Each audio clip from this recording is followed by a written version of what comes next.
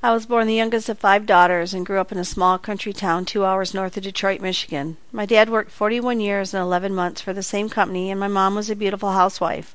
We were raised in a Catholic, God-loving home. We did everything as a family, holidays, birthdays, and vacations. There was a lot of love in my house. My mother suffered from severe arthritis and my dad from heart issues, but you never heard either one of them complain. My life started to change at age 10. In January 1973, my sister and I were called out of school. When we got home, my other sister sat us on the sofa and said there had been an accident with another sister and our mom. She stated my sister had broken a collarbone and some cuts and bruises, and I asked about our mom, and after a brief moment, something I have never forgotten, my sister said, "Mommy went to be with Jesus." I ran to my mom and dad's bedroom. The door was shut and she wasn't there. I just wanted my daddy, but he was in the hospital just recovering from surgery. I kept asking people why God took my mommy from me, but remember, I was only 10. I didn't understand why 4 months before my cousin, 2-year-old cousin in October 1972, was paralyzed from the chest down in an accident at the exact same corner. He got to live and God took my mom. On the day she passed, the present my parents had ordered for my birthday had arrived. It was a brand new bike. Imagine for the ones that know me that riding is almost a daily thing with me. From that time on, I only wanted my dad. He was my security blanket throughout the rest of my youth and teen years. 12 years later, in 1985, my dad got real sick. I rushed him to the hospital, and all they told me was they were waiting for the surgeons to come in the next morning. I left that next morning for less than 2 hours, and when I got back, my sister again sat me down and told me that our dad had passed away. I got so angry, and when our family priest came into the room, I just screamed at him. See, I was raised to believe that if someone dies before he has the last rites, he will not go to heaven. My dad was the most devoted servant I knew, so I was totally angry. God was very much on my hate list. I was only 23, and he had taken both my parents from me. Remember when I said my mom passed away, my new bike was delivered? Well, the day my dad passed away, I got a call from the dealership that my new car was ready for pickup. I couldn't stand to be in Michigan any longer because the memories were too painful. I miss my parents very much. I moved to Arizona, and I met someone I thought would be good for me. When I found out I was going to have a baby, I was so excited. The verbal, emotional, and mental abuse continually got worse. One day I woke with a severe migraine, and he would not allow me to go to the hospital. Finally, late night, I was able to go. My blood pressure had spiked to 230 over 196. 24 hours later, I woke to hear the doctor say it's a girl. She was 1 pound, 8 ounces, and I was not allowed to see her for 8 days because they needed to stabilize me first. I brought her home after a 2-month stay in the hospital. She beat all the odds that the doctors told me she would have. She would be deaf, she would be blind, and mentally challenged. Well, the doctors were wrong. The verbal, emotional, and mental abuse became worse, and the physical started as well. I tried to keep her as safe as I could, but it was hard for me to say that the abuse extended over to my daughter as she grew up. I tried to make my daughter's life stable. Daughter's life stable, but failed. Finally, I had enough and moved to San Diego. My daughter fell into the wrong crowds, and she began to hurt herself, and over the next 7 years, she would hurt in every realm possible because of the situation I had left her in.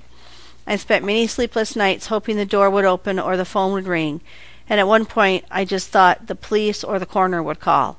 Until you have spent 6 days and nights at the bedside of your child watching a machine breathe for them, you can't really understand. Christmas 2005, my daughter was put on life support for 6 days from a drug overdose. I spent every moment at her side, singing, stroking her hair, and holding her hand. The day they took the tube out of her throat was the best day. The first word she said was, "Mommy, I love you." She still struggled over the next few years, but today I'm glad to say she is over 13 months clean and sober, thanks to God and the strength to her finally understanding how important she is to the people around her and to herself. I give a verbal apology before all of you and God, to you, Marissa, for all the hurt I keep you in, and you suffered for your tiny little life. I do love you. For many years, I struggled with relating tragedy and gifts as well for life. My mom, the bike, my dad, the car, and my daughter and the holidays. But today I fully understand why things happen the way they do. In 2010, during my daughter's struggles, I decided to go back to church, so I went to the Dream Center. That July, I prayed if God found me steady and ready to bring someone into my life.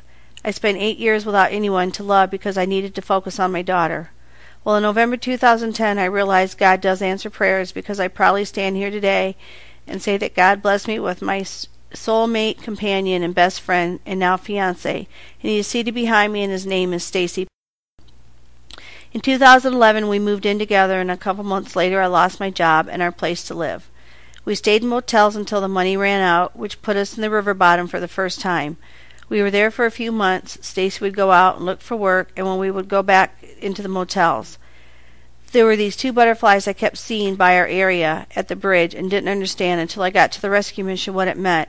It was God's way of saying, "Be patient, my daughter. This will be you and Stacy if only you let me come back into your life." Stacy found work for a couple of months, but after that and the money ran out again, we ended up back in the river bottom. This time we would leave out in the mornings and take our belongings to storage and try and look good and productive. One morning Stacy told me that we had no choice but to go to the San Diego Rescue Mission. Well, I cried and was again angry with God. Why would he put us through all of this and let us become best friends only to separate us? God had taken my parents, almost my daughter, and now my best friend. I would be lying if I didn't say the program was easy. The past year has had challenges, good, bad, sad, happy, and fun times.